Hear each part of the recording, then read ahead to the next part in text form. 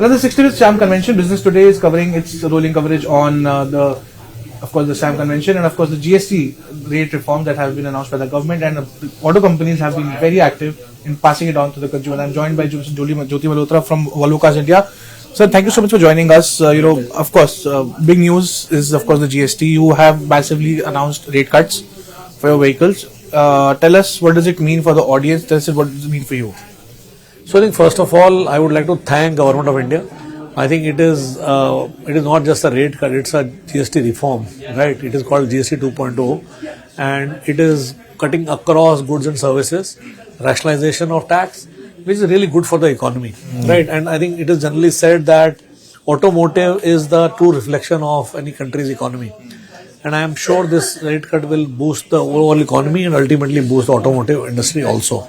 So I think that's what I really believe that, and the timing of this, because it really comes into effect 22nd September, which is the first Navratra day, which is the start of the festive season, especially in North India. It will, I think, really bring a lot of cheer in the market, number one.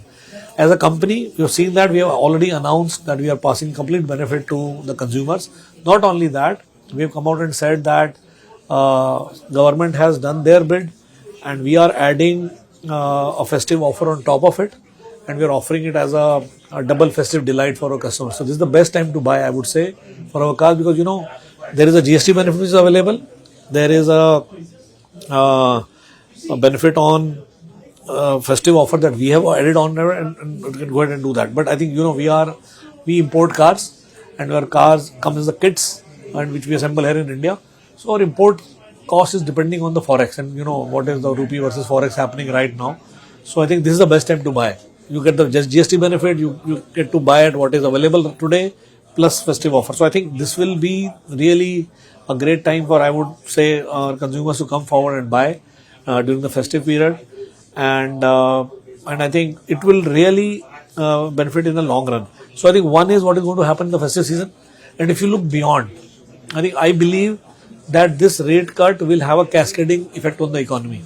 So as the purchasing power increases, or you can say the disposable income increases, because your essentials also are going to be lower, people will come forward and I think materialize their ambitions and their wishes, and that will boost business, and I think this will rev up the whole engine.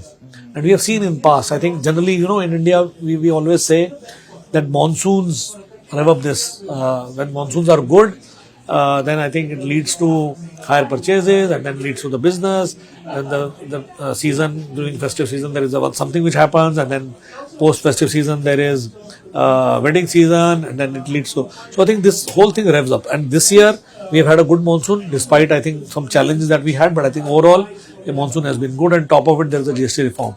So I believe this will really not only benefit in the festive season, but it will rev up the whole engine. And you will see the buoyancy coming beyond that also. And what response have you seen on the ground? I mean, have you spoken to dealerships? Have they gained traction on ground? What is the scenario on the ground, sir? Yeah. So I think I can tell you that the excitement started almost immediately after our Prime Minister announced that something is coming on 15th August from Red Fort. He announced that something is coming and there will be a double Diwali gift that is coming.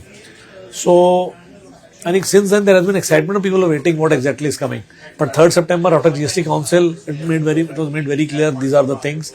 And now there is a lot of, so on ground, we are seeing before 3rd September, there was a lull, people were waiting. Now there is a clarity, people are coming forward, I think trying to decide their purchase, trying to make a booking, so that they can take benefit from 22nd September onwards. So we have seen a lot of improvement in the last few days since the GST Council announcement has come. Customer queries have started to come in, and I think we are very hopeful that I think people will make up their mind very soon, and we will see that materializing into good numbers coming from during the festival season. All right.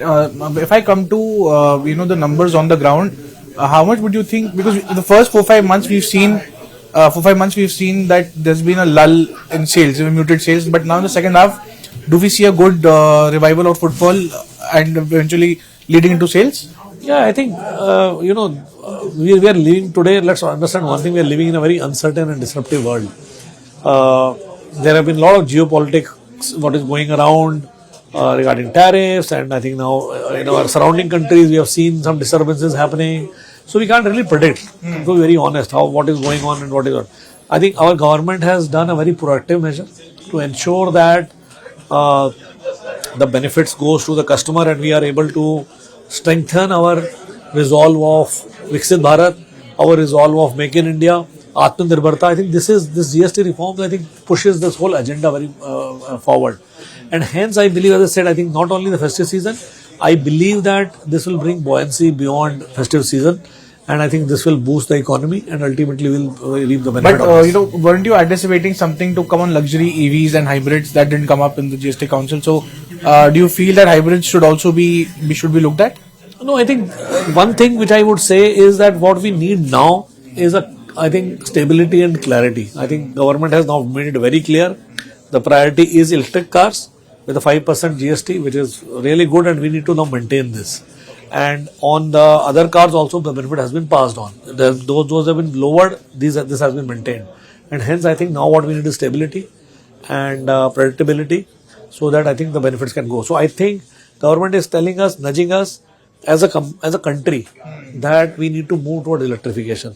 If you see, the benefit of 5% is available on EVs, continues, and on IC engine they have been brought down, but they are still the gap is still quite wide.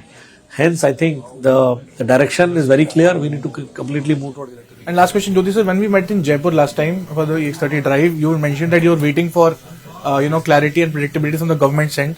Now you're mentioning that we have got a clarity. So do we see a nudge from Volvo Cars India towards the Volvo Global Head Office to get more of the hybrids and the EVs into the Indian market? No, for sure. I think we are planning. As I said, I think we have plans of bringing EX30 very, very soon, and then we have plans to bring more cars next year. But I think what this does is this gives a lot of confidence back to our headquarters that I think Indian government is also very serious about electrification.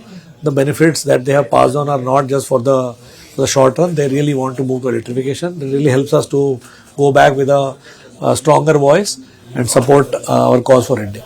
All right, Jyoti sir, thank you so much for speaking to us at Business Today. Well, that was Jyoti Malhotra speaking to us, candid as always, and mentioning about how GST reforms could eventually be a game changer for the Indian automobile industry as well.